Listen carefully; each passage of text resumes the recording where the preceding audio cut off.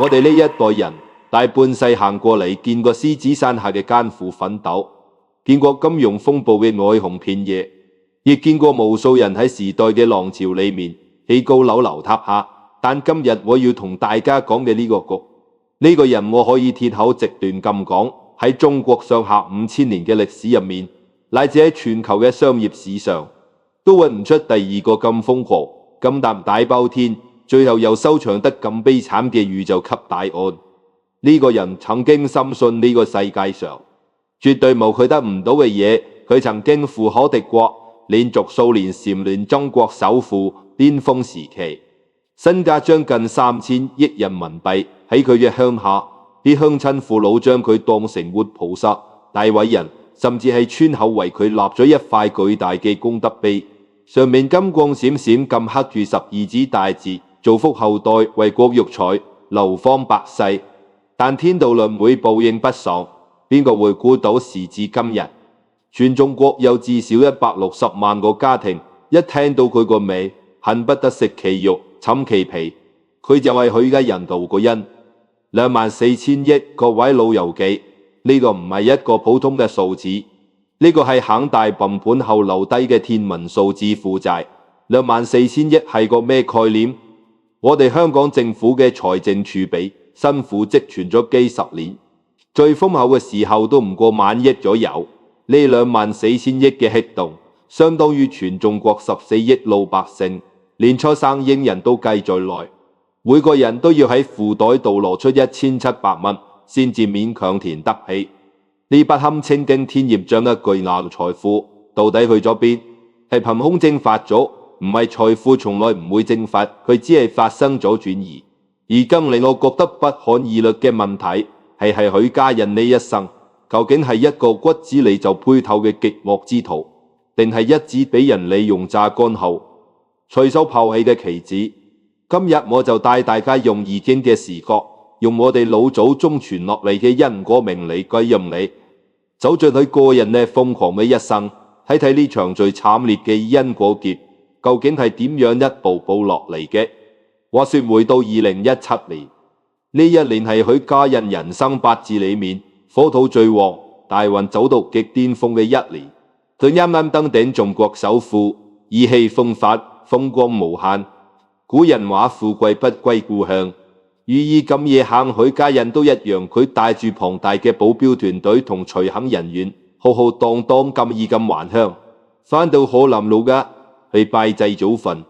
當時當地嘅官員為咗巴結呢位財神爺，知道佢對風水命理都有啲敬畏，就特登安排佢去拜訪村入面一位人居多年、算命極其神準嘅猛公師傅。各位，對眼雖然盲咗，但心入面嘅天眼卻係開嘅。佢哋睇唔見你身上嘅阿瑪尼西裝，睇唔見你門外停住嘅勞斯萊斯。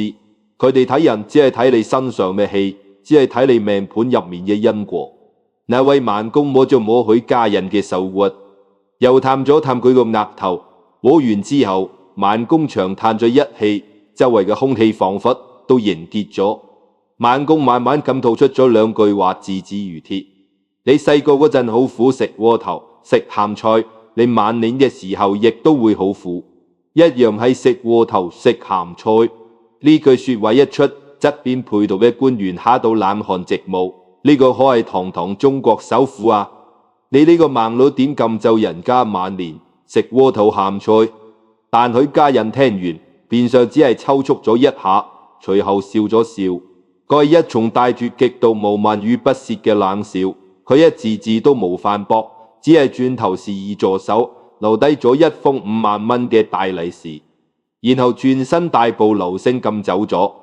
當時嘅許家印坐擁3000億身家，呼風喚雨，喺佢眼中呢5萬蚊就好似打發乞衣一樣。佢打死都唔會信自己呢條已經飛龍在天嘅命，點可能仲會跌翻落泥潭裏面去食鹹菜？佢心入面諗嘅恐怕係：我命由我不由天，老子大把錢，老天爺可以攞我點樣？可是各位老友記，老祖仲喺易經嘅第一卦乾卦入面，一早已經將天機泄露得明明白白。乾卦嘅第6樓叫咩？叫做亢龍有悔。咩係亢龍㗎？就係一條龍飛得太高哩，飛到9天之上，只知進不知退，自知存不知亡，只知得不知喪。飛到呢個地步，四周圍已經無雲彩可以托得住佢跌落嚟，就係粉身碎骨。許家印喺2017年嗰個當下，就係一條徹頭徹尾嘅亢龍。佢太驕傲啦，驕傲到連天道都唔放喺眼內。佢以為孟公講嘅係風言風語，卻唔知孟公摸到嘅係佢命格入面最深層嘅業力。嗰5萬蚊嘅利是買唔返佢嘅福報，因為佢當時手裏面揸住嘅唔係正財，而係借返嚟嘅債，係無數老百姓嘅棺材本，係吸乾咗上下游供應商嘅血汗錢。呢啲錢帶住極重嘅怨氣同業障，黑孟公睇唔見佢手腕上嘅白帝非禮，但孟公感受到佢頭頂上嗰片黑壓壓，隨時會劈落嚟嘅因果累貼。各位，你哋身邊有冇呢啲人？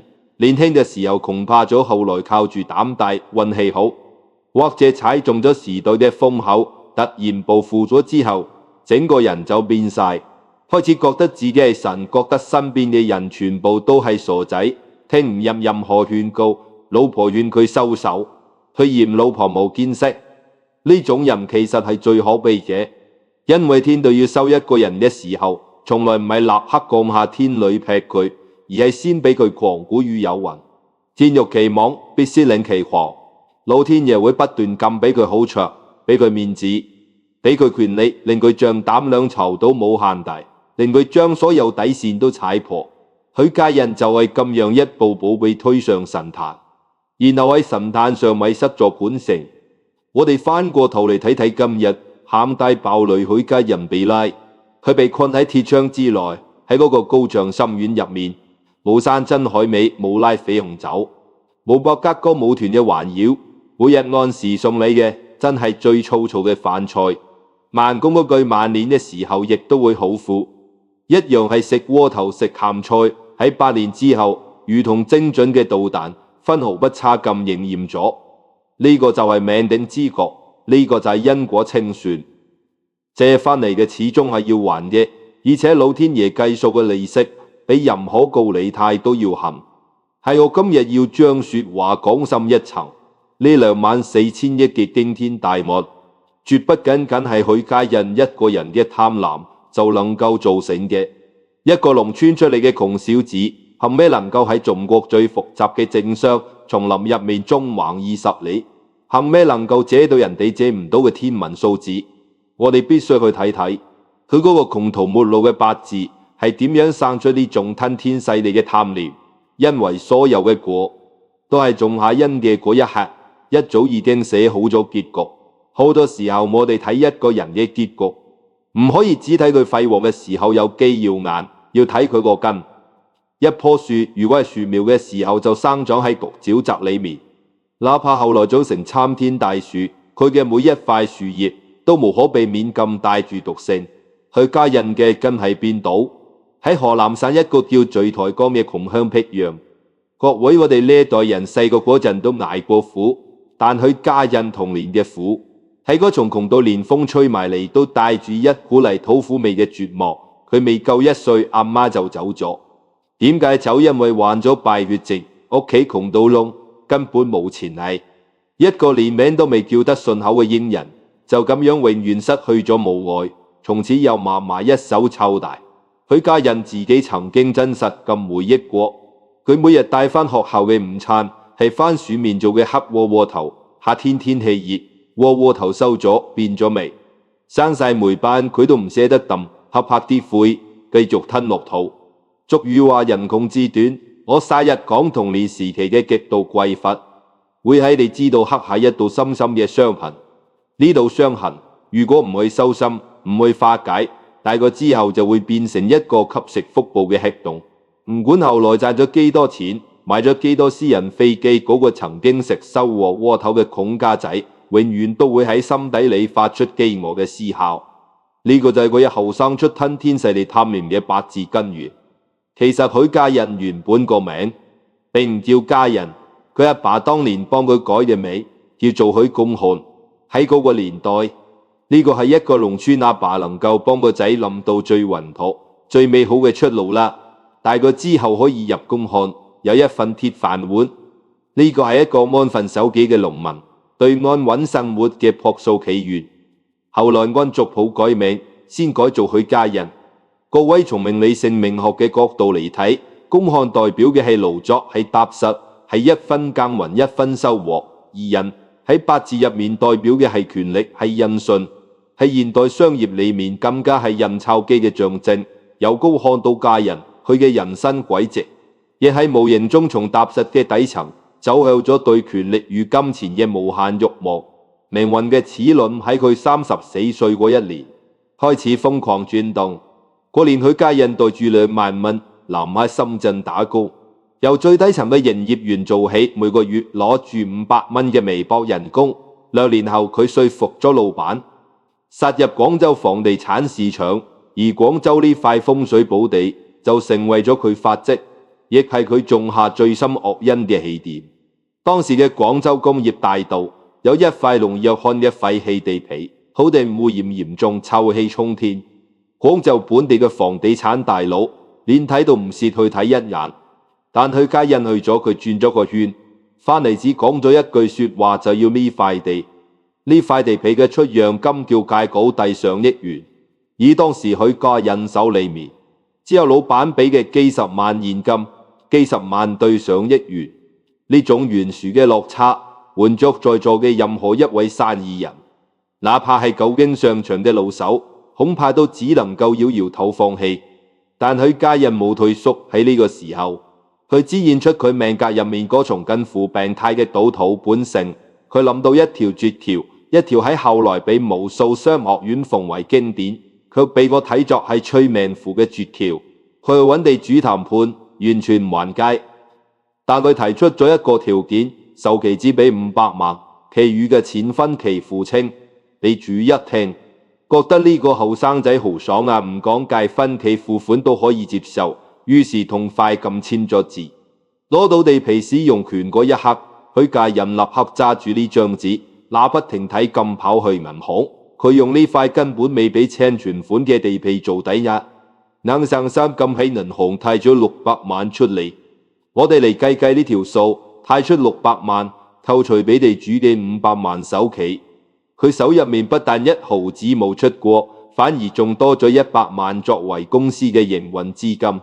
呢啲仲未完，土地有咗，佢以散咁錢有咗，但冇錢起樓點算？佢轉頭就去揾施工隊，黑住心口話俾對方知：你哋先墊資將棟樓起好，等我樓盤開盤收到預售款，馬上俾清你哋嘅工程費。施工隊見佢攞低咁大塊地，背後又有銀行貸款，信以為真，亦都答應咗。各位老友記，你哋睇得明呢個局未㗎？土地係用銀行嘅錢買嘅樓房，係用建築商嘅錢起嘅。1997年，佢第一個項目金碧花園正式開盤，定價極具殺傷力，比周邊樓盤便咗足足2成。開盤當日，首期323個單位，短短2個鐘頭內俾人搶購一空，瞬間回籠8000幾萬人民幣。賣家嘅錢未到手，樓已經全部賣晒佢自己，由頭到尾1毫子都冇出過。但呢8000幾萬嘅利潤同現金流全部落晒佢袋。呢個就係震驚中國地產界嘅空手套，白狼精髓。許家印初次嘗到呢套玩法嘅甜頭，佢徹底開竅啦。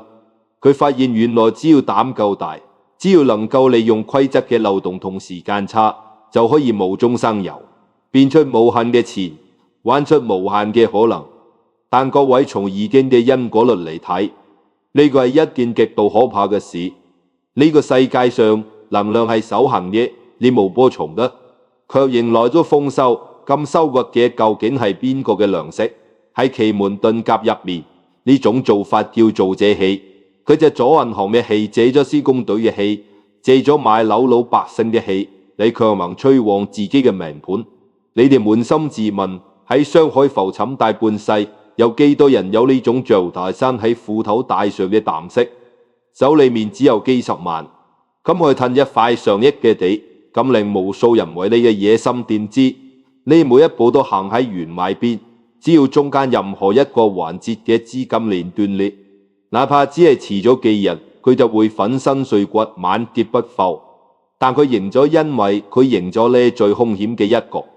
佢開始深信一個致命嘅錯覺，我就係神，我能夠掌控一切風險。1998年，中國正式推行房改，房地產嘅黃金時代轟轟烈烈咁揭開序幕。許家印踩住呢個時代嘅超級大風口，將金碧花園嘅空手套白狼打發，一個接一個咁複製，高籌轉，快進快出，買地第日驗資預售回款，然後再去攞更大嘅地。到咗2004年，恒大同時喺全國開發13個大型項目，從廣州出發，開始瘋狂咁走向全國。喺度做緊咩？佢喺度借人哋嘅錢賭自己嘅命。準確咁講，佢係攞千萬個家庭嘅命運嚟到佢自己一個人嘅首富寶座。佢深深咁愛上咗呢種將全世界嘅財富玩弄於股掌之間嘅快感。佢話曾經食住收穫窩頭踎喺泥地度嘅窮家仔，終於用一種最極端、最扭曲嘅方式填補咗內心嗰個黑洞。但佢唔知呢個用空手套白狼挖出嚟嘅財務黑洞，最終會長成一個吞噬24000億嘅龐然大物。當一個人靠住投資未來、投資他人嘅福報嚟成就自己嘅時候，老天爺其實已經喺因果嘅賬簿上幫佢記低咗最重嘅一筆莫因。老祖宗喺易經裏面反覆告誡我哋一個道理：天道虧盈而益欠，地道變盈而流欠，鬼神害盈而福欠，人道莫盈而好欠。呢句說話翻譯成大白話，全部都針對一個字滿。水滿則溢，月盈則虧嘅。當一個人嘅財富、權力、聲望遞到咗世俗嘅頂峰，如果佢唔識得求缺，唔識得布施，唔識得敬畏，咁老天爺就會親自出手幫佢將呢個滿級削皮。許家印偏偏就係嗰個將滿自然逆到極致，甚至現逆到瘋狂嘅人。時間嚟到2015年左右，老天爺俾咗許家印最後一陣狂風，棚改貨幣化政策喺全國推行，3、4線城市嘅樓價開始好似坐火箭咁暴漲，而一直深耕3、4線城市、手握大量廉價土地嘅恒大，成為咗呢波時代紅利最大嘅受益者。到咗2017年，恒大嘅銷售額首度超越咗老大哥萬科，登頂全國房地產第一。許家印嘅身價飆升近3000億人民幣，正式加冕中國首富。各位，當一個人手裏面揸住3000億嘅時候，佢哋嘅心理係會發生變異嘅。佢開始真心實意咁相信呢個世界上冇佢用錢掟唔開嘅門，冇佢做唔成嘅事，甚至連物理規律同天地法則都要為佢嘅財富養老。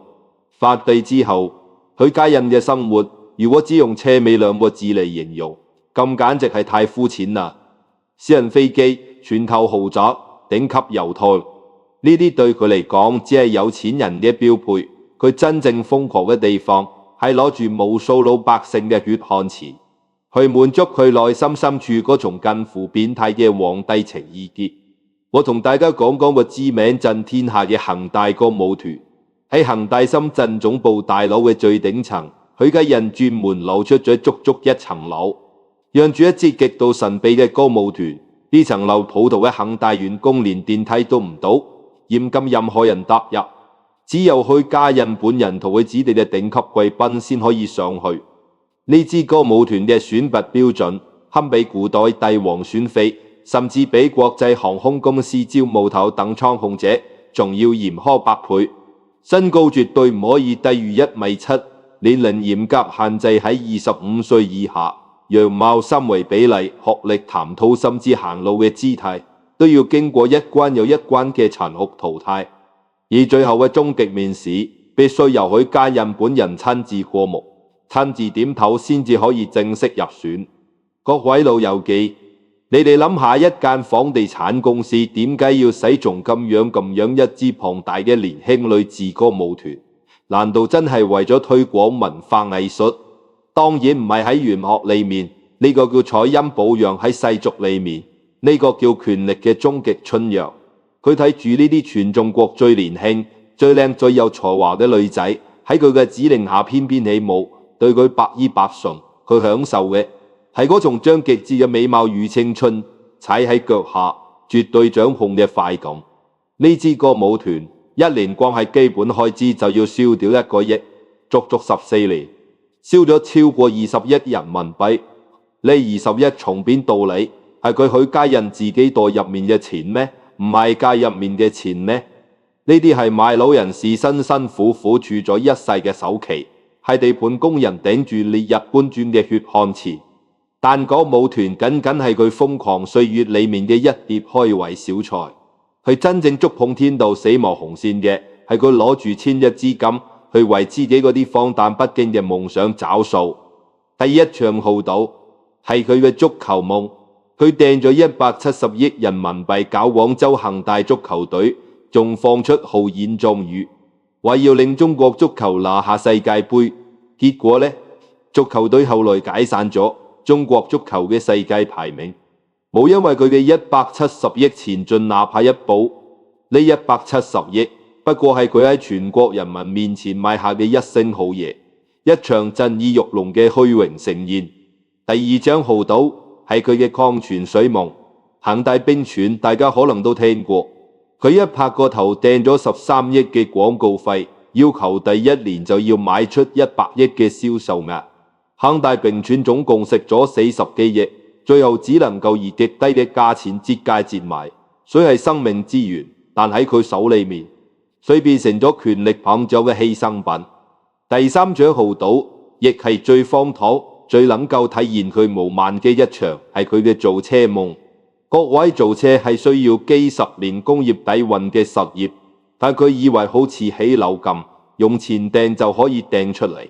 喺上海車展上，恒大汽車一口氣發佈咗9款新車，展台極盡奢華，震驚咗整個業界。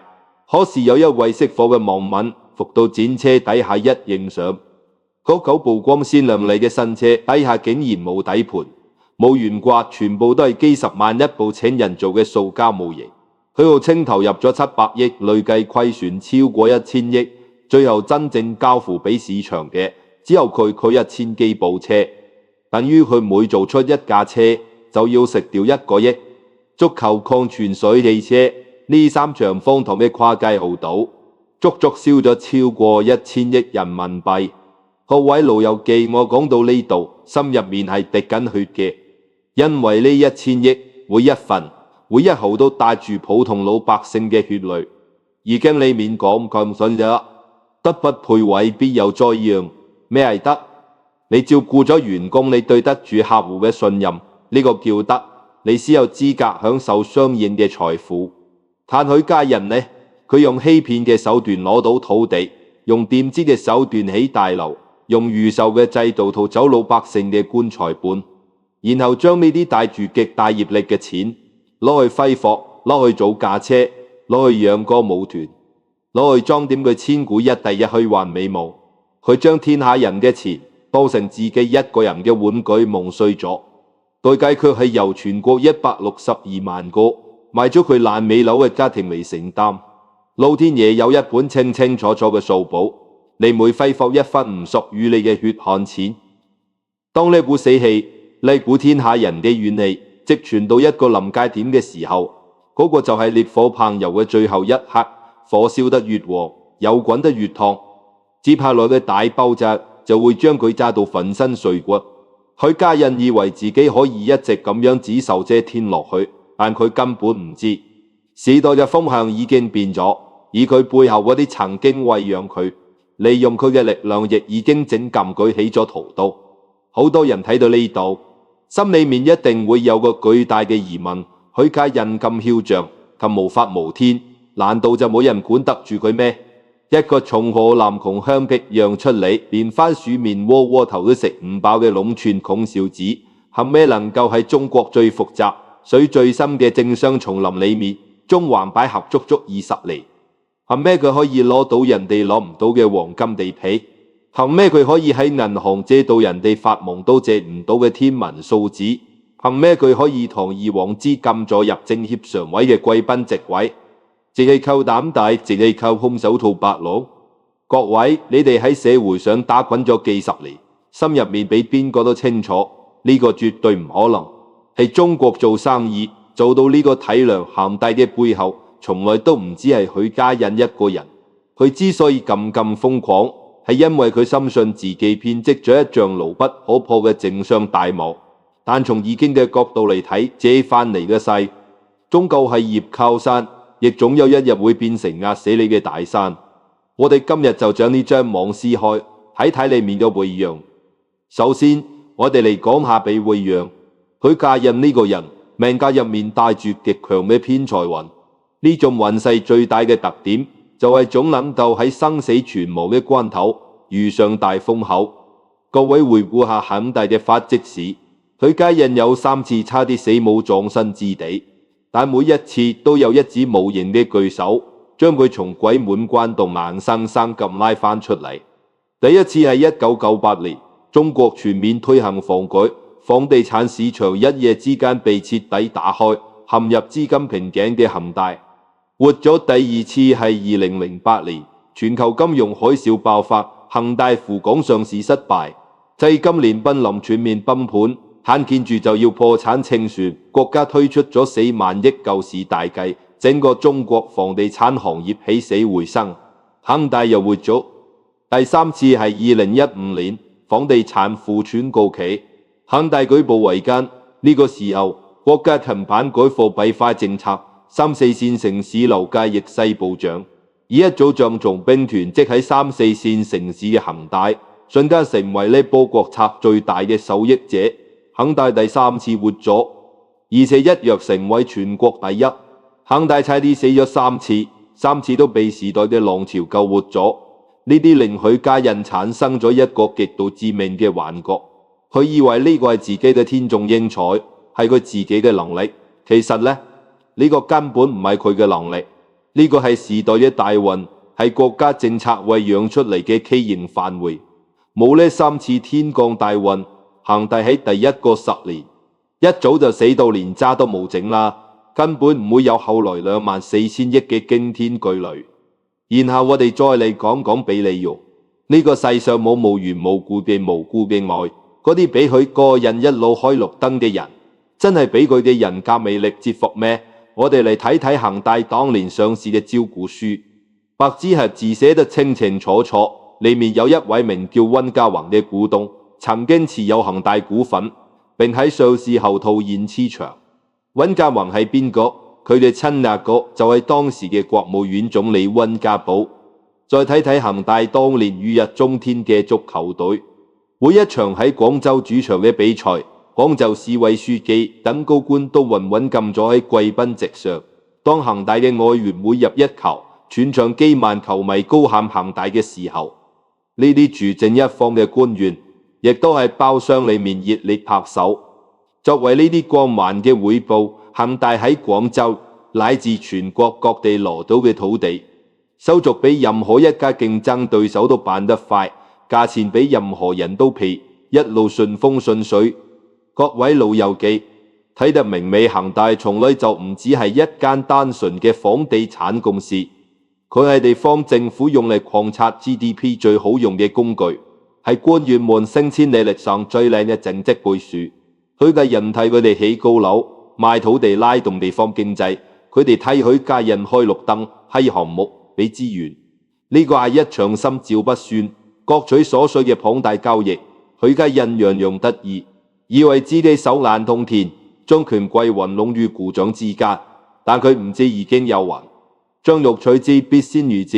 嗰啲人不過係喺度利用佢啲對手套罷了。佢以為自己喺度捉棋。佢從來都只係人哋手裏面嘅一支棋子。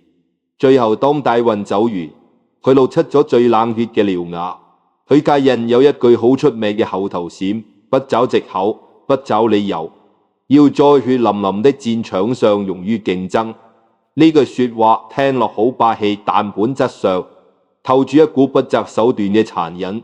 2016年，許家印策劃咗人生中最大嘅一場賭局。佢覺得恒大喺香港股市被嚴重低估咗，佢要令恒大回歸內地嘅股市場上市。為咗呢個瘋狂嘅計劃，佢動用咗所有嘅政商關係，向20幾家頂級投資者募集咗高達1300億人民幣嘅戰略投資。但各位呢，1300億唔係白攞嘅，呢份係一份要命嘅對賭協議，條件係如果恒大無法喺規定嘅時間內完成喺股上市，許家印必須遠屆退還所有嘅資金，並且仲要支付極其高昂嘅利息，1300億加上天價利息，呢個隨時可以變成壓垮恒大嘅最後一條稻草。一般嘅企業家見到呢種條款，指佢一早下軟啦。但許家印呢條亢龍，二話不說，大筆一揮就簽咗。結果呢，天不從人願，時代嘅大運走完啦。回歸A股宣告失敗，嗰1300億嘅驚天壓力，好似一粒到數計時嘅核彈，死死咁綁喺恒大嘅身上，滴答滴答，一日一日咁響。偏偏就喺呢個恒大最缺錢、最要命嘅關頭，國家嘅監管部門突然出手，刻劃下咗著名嘅3條紅線，一刀切斷晒所有高負債房企嘅融資渠道。許家印徹底眼傻啦，呢一刀斬得毫無預兆，冇任何過渡期。呢個就好似一架喺高速公路上以時速200公里狂飆嘅跑車，突然被勒令原地掉頭，從嗰日起，佢再亦無法喺銀毫紙嘅身前，恒大嗰條脆弱嘅資金鏈就喺呢一刻聽到咗斷裂嘅脆響。如果係一個有良知有得冚嘅企業家，喺呢個時候應該做嘅係斷尾求生，變賣資產，誠實咁向公眾投資者交代，哪怕破產清算，都要盡量保住老百姓嘅血汗錢。但許家印係點做嘅？佢做咗一件令全天下人都為之膽寒、徹底喪盡天良嘅漠視。由2019年開始，喺恒大已經明顯資不抵債、還唔起錢嘅情況下，許家印親自指示財務團隊開始瘋狂咁做假賬。點樣做手法極其簡單粗暴，啲樓明明連地基都未打好，連一塊磚都未砌，金木講話交俾買家手上啦，佢就直接叫財務將呢筆未來嘅預售款提前確認為當期嘅營業收入。就靠住呢種偷天換日嘅手段，2年時間裏面，恒大去增咗超過5600億人民幣嘅收入，呢個等於帳面上7-8成嘅收入，全部都係假機。喺財務報表上，恒大依然係一個利潤豐厚、欣欣向榮嘅商業帝國，但實際上佢嘅內部一早已經俾人着空，變成咗一舉散發住惡臭嘅空殼。佢點解要做假賬？因為佢要攞住呢啲光鮮亮麗嘅假報表繼續去呃，佢繼續向銀行騙取貸款。更可怕嘅係，佢開始向全社會嘅普通老百姓，甚至向佢恒大自己嘅幾十萬員工瘋狂咁推銷恒大嘅理財產品。各位老友記，你哋知唔知呢個有幾殘忍？嗰啲買恒大理財產品嘅人有好多係恒大嘅基層員工，佢哋出於對老闆嘅信任，為咗公司定下嘅 KPI，將每個月辛辛苦苦儲落嚟嘅人工買晒入去。有人抵押咗自己唯一住房嘅樓契，有人去出面借咗高利貸，仲有人將向禮養老睇病嘅棺材本同搭晒入去。許家印心入面比邊個都清楚，呢隻名叫恒大嘅鐵帝呢號已經撞上咗冰山，底倉正在瘋狂入水，馬上就要沉沒啦。但佢無拉響警報俾大家逃生，反而企喺甲板上，用高額利息做有理，呃嗰啲毫不知情嘅員工同老百姓，將佢哋嘅血汗錢攞過嚟俾佢自己去塞船底嘅窿，俾佢自己爭取逃跑嘅時間。例外咩？呢個係喺明知必死無疑嘅情況下，將全天下嘅人拉落水，俾佢一個人陪葬。呢個已經唔係商業上嘅失敗啦，呢個係人性深處最致嘅惡。當一個人為咗保存自己嘅權力與榮華富貴，不惜將屠刀揮向最信任自己嘅員工同最底層嘅百姓時，佢嘅業障已經積存到連佛祖都救唔返嘅地步。老天爺嘅清算馬上就要降臨啦，而就喺大選即將沉沒嘅前夕，許家印卻喺暗地裏為自己同屋企人策劃咗一場極度冷血嘅金蟬脫殼之計。古語有云，仗義每到屠狗輩，負心多是讀書人。但喺商業嘅修羅場入面，最負心、最冷血嘅，往往係嗰啲平時將社會責任孭得最響亮，企喺聚光燈下度冒汗言嘅超級富豪。時間來到2021年9月，節終於包唔住火啦。恒大財富全面爆雷，停止兌付。嗰幾日，數以萬計嘅投資者從全中國四面八方，好似癲咗咁衝向深圳嘅恒大總部。佢哋將嗰棟曾經象徵住無上財富嘅大樓毀到水泄不通。如果你哋睇過當時嘅新聞畫面，心裏面一定會滴血。嗰啲人群入面有白髮蒼蒼揸住拐杖嘅老人家，有啱啱完每個月房貸，有將閒錢買咗恒大理財嘅普通打工仔，仲有無數恒大自己嘅基層員工。佢哋企喺大樓門口，手裏面死死揸住嗰張已經變成廢紙嘅理財合同，眼裏面全部都係絕望嘅淚水。佢哋要嘅真係唔多，冇人想要嗰啲虛無縹緲嘅高額利息啦。佢哋只係跪求許家印將佢哋辛辛苦苦儲咗一世嘅本金，將佢哋嘅棺材本還翻俾佢哋。就在群情洶湧即將失控嘅時候，許家印現身啦。佢依然梳住嗰個一絲不苟嘅大背頭，着住不停嘅西裝，企到人群嘅最前面，面對無數對絕望嘅眼，佢用一重極其悲壯、極其誠懇嘅語氣，當眾講出咗一句震驚全國嘅名言：我可以一無所有，但恒大財富嘅投資者不能一無所有。呢句說話講得幾咁利那，當時喺現場甚至有不少老人家聽完呢句說話，感動到抹眼淚，心諗許主席始終係有良心嘅，佢寧願自己破產都會保住我哋啲錢。但係各位老友記，事實證明呢句說話後來令幾多人感動，就令幾多人心寒致死。因為就喺許家印企喺台前慷慨激昂咁表演住我不入地獄誰入地獄嘅同一時間，喺佢嘅深圳好咗入面，佢嘅結髮妻子丁玉梅一早已經靜靜計執緊金銀珠寶，準備走路啦。一個人嘅真面目，從來唔係喺佢最風光喺台上發表演講嘅時候顯現嘅，而喺大船即將沉沒海水度灌嗰一氣，佢腦海裏面第一個諗起嘅係邊個？第一個想保住嘅係邊個？許家印用佢精湛嘅演技，穩住咗台下嘅苦主，為自己同屋企人爭取到最寶貴嘅逃生時間。隨後佢使出咗一招喺法律上天衣無縫，喺道德上喪盡天良嘅金線脫殼大計。第一步技術性黐分，恒大危機爆發後無幾內，市場上突然傳出消息，許家印同結婚幾十年嘅太太丁玉梅已經靜靜雞辦理咗黐婚手續。各位，到咗佢哋呢個歲數，到咗呢個骨折眼上黐婚，難道係因為感情破裂咩？當然唔係。明眼人一睇就知呢個叫技術性黐婚，目的只有一個，建立法律上嘅防火牆。通過黐婚協議，許家印將呢啲年從恒大套現出嚟嘅巨額資產，名正言順咁切割轉移到丁玉梅嘅名下，而恒大嗰24000億嘅天文數字債務就全部留喺許家印自己同恒大集團身上。第二步護照開路，火速出境，錢注移到前妻名下，人留喺國內言唔安全，點算許家印早有準備。丁玉梅手入面一早揸住一本加拿大護照，佢哋嘅大仔許志健同樣持有加拿大護照。2023年7月，當丁玉梅喺內地嘅高層圈子裏嗅到風聲，得知官方即將對恒大高管採取限制出境措施時，佢立刻買咗機票，火速黐開咗香港。據後來嘅媒體報道，佢輾轉逃往咗英國。各位老友記，點解係英國同加拿大？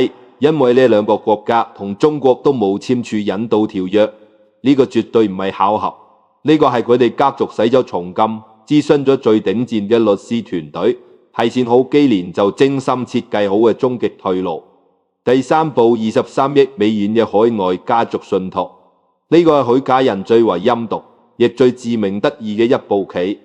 早喺恒大全面爆雷之前，許家印就已經喺海外嘅避稅天堂設立咗一個規模高達23億美元嘅家族信託基金。呢筆錢明確指定佢嘅兩個仔為絕對受益人。23億美元換算成人民幣將近170億呀。各位，我哋香港人對家族信託唔陌生，好多富豪都會搞家族信託。喺西方資本主義法律體系入面，有一層極強嘅資產格黐功能。只要呢筆錢放咗入信託，喺法律上佢就唔再屬於許家印啦。就算將來國內嘅法院判決許家印破產，要沒收佢嘅財產還債，國內嘅法律亦極難穿透海外信託嘅呢層防護罩，去動佢留俾個仔嘅呢筆錢。喺到呢度，大家心入面係咪倒抽咗一口涼氣？呢個就係佢嘅人，呢個就係嗰個口口聲聲話我可以一無所有嘅宇宙級首富。佢將24000億嘅滔天巨債留俾國家去執手尾，佢將無數斷水斷電嘅爛尾樓留俾嗰162萬個掏空咗6個銀包嘅無辜家庭，佢將一世都無法翻身嘅絕望留俾嗰啲信任佢買咗佢理財產品嘅員工同百姓。而佢自己嘅屋企人呢，一早就帶住幾百上千億嘅真金白銀，揸住外國護照，舒舒服服咁降落喺倫敦溫哥華嘅頂級別墅裏面，繼續過住咁衣肉食、紅車極似嘅生活。《紅樓夢》裏面有一首聰明女，裏面有兩句詞寫得極好：機關算盡太聰明，發唔了卿卿性命。許家印以為自己識法律、識金融、識跨國資本運作，佢以為請咗全世界最貴嘅律師，將資產使到海外，設立咗信託，呢筆錢就世世代代安全啦。佢許家嘅血脈就可以永遠富貴落去。但佢千算萬算，漏算咗一樣嘢：天道因果。我要喺度同各位老友記講一個極其深刻嘅玄學道理。喺世俗嘅法律裏面，錢可以透過黐分協議切割，可以透過海外信託格黐，但係喺宇宙嘅因果法則裏面，業力係絕對無法切割、無法格黐嘅。可以13億美元嗰幾百億嘅家族分紅，表面上睇係一對冰冷嘅數字，但喺因果嘅維度入面，上面沾滿咗全中國160萬個家庭嘅血淚、咒罵同絕望。而經講積不善之家必有餘殃，呢股龐大到極點嘅怨氣同惡業，會好似苦骨之罪一樣，死死咁跟住許家印嘅血脈，你將啲錢留俾你個仔。你以為係愛佢，佢錯啦！你係將一座隨時會爆發嘅業力火山綁咗喺你子孫嘅身上。德不配位，必有在殃，無可得在物。嗰啲帶住血光之災嘅橫財，遲早會以另一重更慘烈嘅方式，例如疾病、意外、家族內鬥，甚至飛來橫禍，令佢嘅子孫後代連本帶利咁撈反出嚟。呢個就係天道嘅計數方式。瞞得過世人嘅眼，轉得過法律嘅漏洞，但你永遠瞞唔過老天爺個本生死簿。戲演到呢個份上，許家印嘅底牌已經全部打光啦，國家嘅忍耐亦到咗極限。嗰隻一直喺高處冷冷咁睇住佢瘋狂、睇住佢作惡嘅天道之手，終於要喺呢個時候狠狠咁拍落嚟啦。大家心裏面最過唔去嘅，一定係嗰個問題，24000億。到底去咗邊？24000億，就算全部換成1000蚊一張嘅金牛，堆起上嚟都可以堆成幾座大山。呢筆錢絕對唔係許家印一個人，或者佢一個家族就能夠吞得落嘅。喺易經嘅理法中，呢種龐大資源嘅聚散，必然係經過一個複雜嘅生態系統層分析嘅。呢24000億其實係被分作咗4口，被唔同嘅人、唔同嘅慾望一口食乾抹淨嘅。第一口係地方政府食掉嘅。各位喺香港買過樓都知，樓價裏面佔比最重嘅係咩？係地價喺內地都一樣。一層100萬嘅樓裏面有70萬係俾地方政府嘅土地出洋金。恒大喺呢20多年裏面瘋狂喺全國各地跑馬圈地，買地嘅錢累計超過咗1萬億。呢1萬億全部化作咗各地政府嘅財政收入，變成咗官員履歷上亮麗嘅政績。依家恒大爆雷啦，老爛尾啦，政府會唔會將呢啲賣地嘅錢退還俾老百姓？呢個最大嘅黑洞就喺呢度。呢第二後係被財務造假嘅虛假繁榮色調嘅。前面我講過，佢為咗維持首富嘅體面，為咗繼續騙取銀行嘅貸款，只是手下2年虛掙咗超過5600億嘅假收入。帳面上嘅利潤係吹出嚟嘅泡沫，但為咗維持呢個泡沫，恒大要交高昂嘅稅費，要支付龐大嘅營運成本，要俾各路資金支付天價嘅利息。當謊言被戳穿，泡沫破裂，呢5000多億嘅虛假收入一口氣牛翻出嚟，直接導致咗恒大喺2021年單年帳面虧損將近7000億嘅恐怖紀錄。呢個唔係一夜之間食掉嘅，呢個係多年造假累積嘅業障，一次過總清算。呢第三口係許家印家族自己落袋為滿嘅。恒大自從喺香港上市以嚟，累計派息分紅高達939億人民幣。而作為絕對大股東嘅許家印家族，並不血印金套現咗超過500億。呢500億唔係虛擬嘅數字，而係真金白銀透過開曼群島等次按公司嘅複雜架構，呢啲錢一早就被使到境外。整個過程喺世俗嘅商業法律裏面披住合法合規嘅外衣，令你無從追究。呢第四口就係被舉嗰3大放土豪賭燒掉嘅。足球俱樂部嘅揮金如土，恒大冰泉嘅莫名其妙，恒大汽車嘅荒誕不經，呢3個純粹為咗滿足佢個人虛榮心同權力慾嘅跨界項目，超過1000億嘅資金，就咁樣喺烈火烹油嘅狂歡中灰飛煙滅。各位老友記，而家你哋明未？呢24000億係地方政府攞走嘅最大一嚿，係財務造假柴起嘅虛幻帳本，係家族分紅套走嘅真金白銀，係3場好到笑屌嘅1000億灰燼。每一口都有人喺度貪婪咁吸算，但最後找數嘅卻係嗰162萬個掏空咗家底、守住爛尾樓欲哭無淚嘅普通家庭。俗語話開到獎嘅從來唔會輸錢，嗰啲係幕後操盤嘅人，一早就賺到盆滿缽滿黐牆啦。咁作為前台最大嘅一子棋子，許家印嘅下場究竟點樣？老天爺嘅收賬手段從來都係最殘酷、最精準嘅。你最在乎咩，佢就剝奪咩。2023年9月28日，靴子終於落地，恒大發出公告，許家印因涉嫌違法犯罪，已被依法採取強制措施。各位，遊戲規則改變啦，當呢隻棋子已經失去咗利用價值，甚至變成咗一個隨時會引爆政治風險嘅計時炸彈時，嗰啲曾經為佢開綠燈，同佢喺包廂裏把酒言歡嘅靠山們，去晒邊全部唔見晒。呢個就係因果律中最冷酷嘅一環，心痛敵不過業力。當你嘅業力大到一定程度，任何反間嘅權力靠山都會好似自責咁樣瞬間崩塌。時間推移到2026年4月13日，深圳市中級人民法院，67歲嘅許家印頭髮花白，神情憔悴，企咗喺冰冷嘅被告席上。佢面對嘅係8項震驚中外嘅重罪指控：非法吸收公眾存款、集資詐騙、違法發放貸款、違法運用資金欺詐發行證券、違規披露重要信息、職務侵佔、單位行賄。呢8項罪名被法律界人士戲稱為中國企業犯罪百科全書。庭審結束時，許家印作咗最後陳述，佢低低垂下曾經不可一世嘅頭腦，只講出咗4個字：認罪悔罪歸罪。就呢4個字為佢22年狂飆突進嘅商業帝國畫上咗一個充滿恥辱嘅句號。法律界預計等待佢嘅極大可能係無期徒刑。對於一個67歲習慣咗呼風喚雨嘅老人嚟講，無期徒刑意味住咩？意味住佢呢一世人大概落咗亦行唔出嗰扇高牆鐵窗啦。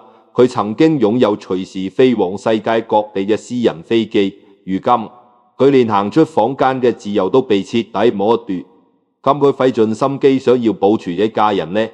天網恢恢，疏而不漏。佢嗰個揸住加拿大護照、精心安排逃到英國嘅前妻丁玉梅，如今正在遭到全球範圍嘅瘋狂追債。佢喺加拿大直布羅陀、澤西島同新加坡4地，大約2億2千萬美元嘅資產已經被全面凍結，而佢自以為萬無一失，留俾2個仔嘅23億美元海外家族信託，亦正處於被法院清盤人強力穿透與擊穿嘅極度風險之中。佢以為將啲錢收埋喺海外就安全，但佢忘記咗西方資本主義嘅律師同清盤人揾到血腥味嘅時候，比鯊魚仲要兇狠。清盤人接管咗佢遍佈全球嘅頂級豪宅、私人飛機、豪華遊艇。當局沒收咗停喺恒大總部樓下嘅2架勞斯萊斯幻影，其中1架嘅車牌號碼極具諷刺意味 ，H23333 3333，正係中國恒大當年風光無限時喺香港交易所嘅股票代碼。如今呢架承載住佢首富光環嘅座駕，淪為咗被抵債嘅拍賣品。但最令我感慨萬千，覺得因果輪迴奇妙無比嘅係另一處房產嘅命運。1999年，佢家人啱啱喺廣州賺到第一桶金時，為咗彰顯實力，喺我哋香港買下咗一間375尺嘅舊式唐樓。呢間唔起眼嘅屋被稱為佢嘅香港發跡屋。就喺佢企上深圳法院被告席嗰幾日，呢間象徵住佢輝煌起點嘅375尺細屋，被清盤人以佢320萬港紙嘅價錢強制拍賣咗出去。各位老友記，你哋睇得明呢冥冥之中嘅天意未？20多年前，佢由呢間375尺嘅細屋仔出發，踏上咗紅手土白狼嘅貪婪之路，將雪球運到24,000億嘅驚天規模。20多年後，當佢繁華落盡，淪為階下囚時，呢間細屋亦被強行拍賣，連最後一絲痕跡都被抹去。起點最終成咗終點，畫咗一個巨大嘅圓，裏面裝滿咗無數人嘅眼淚同鮮血。最後，佢係一場空唔過一場空。呢個就係老天爺嘅收賬手段。佢剝奪咗佢嘅財富，凍結咗佢嘅家產，佢剝奪咗佢嘅名聲，令佢遺臭萬年。佢遺臭萬年，佢剝奪咗佢嘅自由，令佢餘生都要喺鐵窗內度過。呢個世界上冇任何一道法律嘅防火牆，冇任何一場權貴嘅關係網能夠擋得住天道嘅終極清算。我哋而家翻過頭再睇睇一開始嗰位河南老監晚共師傅對佢講嘅預言：你細個嗰陣好苦，食窩頭食鹹菜；你晚年嘅時候亦都會好苦，一樣係食窩頭食鹹菜。當面佢家人聽完呢句說話，只係嘴角抽搐咗一下，掟低5萬蚊利是，帶住一做我命由我不由天嘅極度傲慢，冷笑住走咗。佢覺得嗰個不過係一個盲眼阿伯嘅風言風語，但不年後會今日發生咗咩事？佢當年村入面嗰啲將佢當成活菩薩嘅鄉親父老，親手像嗰座刻住做福後代，為國育才，流芳百世嘅功德碑給剷平咗。嗰座使從金打造嘅石碑上面嘅金漆被刮得乾乾淨淨，只剩下一塊光禿禿嘅石頭，好似一條黐肉柱咁孤零零咁立喺村口。嗰支每年燒掉1個億令佢夜夜笙歌嘅恒大歌舞團，一早就煙消雲散啦。嗰啲曾經圍喺佢身邊，阿諛奉承叫佢許主席嘅權貴老友，個個被之唯恐不及，全部消失得無影無蹤。晚公師傅嘅話應驗咗未？佛家有一句極具大智慧嘅話，叫做菩薩為因，眾生為果。咩意思？菩薩有智慧，知道只要種下咗一個惡因，結出惡果就只係時間嘅問題。所以菩薩喺起心動念嗰一刻就已經開始恐懼，開始謹慎啦。但我哋普通凡夫俗子唔一樣，眾生係等到果襲喺頭上，把刀架喺條頸上嘅時候，先開始驚，先開始痛哭流涕咁後悔。可是各位老友記，許家印連眾生都不如，佢唔係為果，佢係當惡果已經爆發咗。當恒大已經明顯還唔起錢啦，佢都仲未停手，佢仲喺度瘋狂咁做假象，繼續俾家族轉移資產，恒大爆雷啦。佢企喺數萬走投無路嘅投資者面前，懶都唔便咁講出我可以一無所有，轉過身就將23億美元嘅信託基金交到國外嘅人子手上，甚至喺入咗拘留所之後，佢做嘅第一件事竟然仲係俾外面嘅高管寫信，指揮佢哋點樣應對。佢冇懺悔嘅，冇交代，佢唔係唔知自己做咗咩業，佢係唔肯認。呢個先至係佢呢一生最深最可怕嘅悲劇。呢個唔單單係貪婪，唔單單係賭性，唔單單係冷血絕情，呢個係一種認為自己已經強大到連天道都奈佢唔何嘅極端傲慢。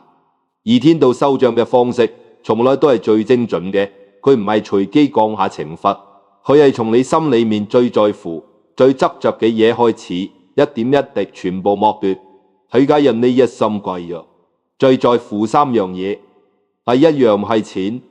從嗰個食住飯冇窩窩頭長大嘅窮家仔，到登頂中國首富，錢係佢嘅全部，係佢嘅安全感，係佢嘅尊嚴，係佢用嚟證明自己可以將全世界踩喺腳下嘅唯一方式。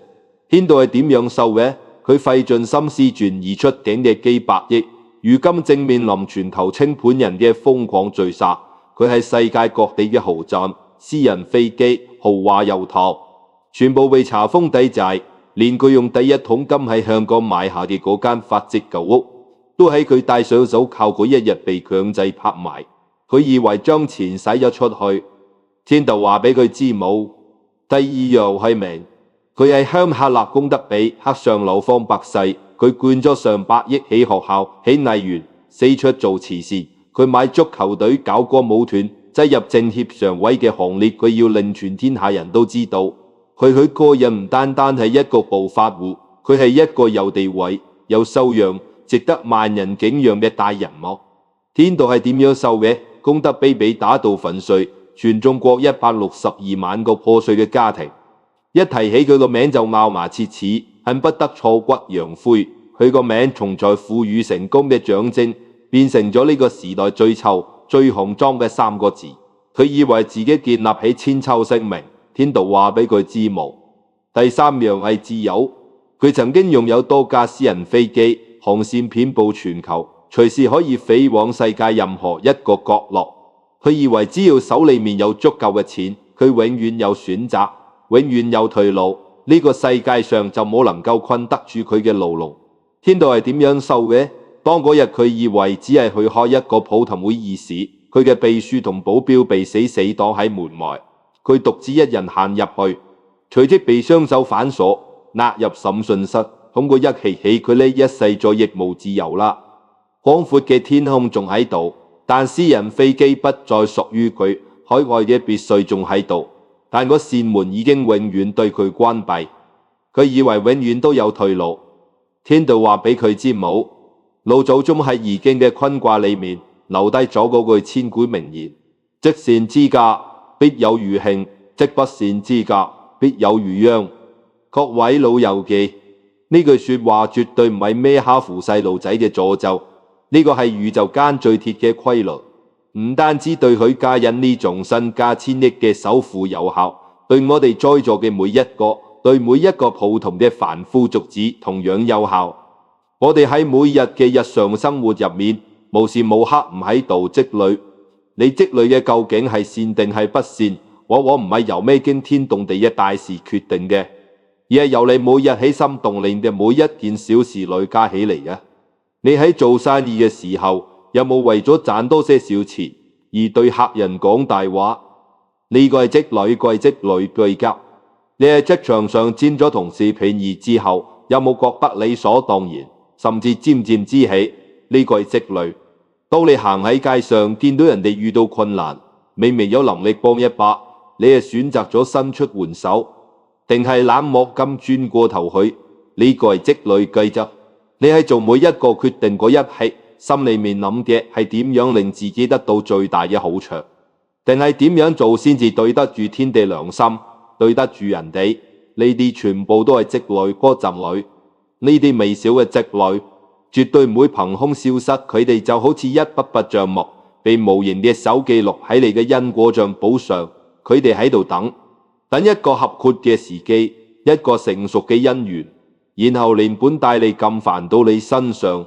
善嘅積累翻嚟嘅，就係保佑你子孫後代平平安安嘅餘慶；惡嘅積累翻嚟嘅，就係令家族瞬間崩塌、病痛纏身嘅餘殃。佢嘅人花咗一世人，用盡咗天下極致嘅心機積累咗啲咩？我哋今日都已經清清楚楚咁睇到啦。咁你呢？你而家每日行緊嘅路，種下嘅到底係咩因？你睇你未來嘅晚年，睇你嘅仔女子孫抱下嘅到底係一條咩樣嘅路？我哋呢一代人有時候好中意自我安慰，總會喺心裏面同自己講嚟，就呢一次冇關係嘅，大家都係咁做，就呢一次唔會有報應嘅。但我今日用易經嘅道理話俾大家知㗎，呢個世界上從來就冇邊一次係真係冇關係嘅。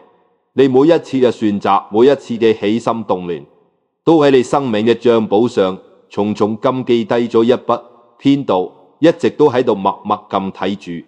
佢家人嘅賬簿，老天爺睇咗30年，令佢飛到天上面，最後連本帶利一筆一筆全部要佢用最痛苦嘅方式還清。各位老友記㗎，你嘅賬簿上依家寫嘅又係咩？呢個問題唔使而家答我，帶住呢個問題今晚返到屋企，夜深人靜嘅時候，好好問問自己個心。當年晚公師傅講出嗰句萬年一樣係食窩頭鹹菜嘅時候，佢家人係冷笑住走嘅今日。我希望你哋聽完呢場24000億嘅驚天因果局之後，唔係當成一個八卦笑話聽完就算，而係能夠帶走一個值得用餘生去思考嘅問題。一個人呢一世，究竟係喺度不擇手段咁替自己打天下，定係喺度順應天道，為自己同子孫積累善因？呢個問題嘅答案將會決定你人生最後嗰一頁嘅賬簿到底會變成咩樣。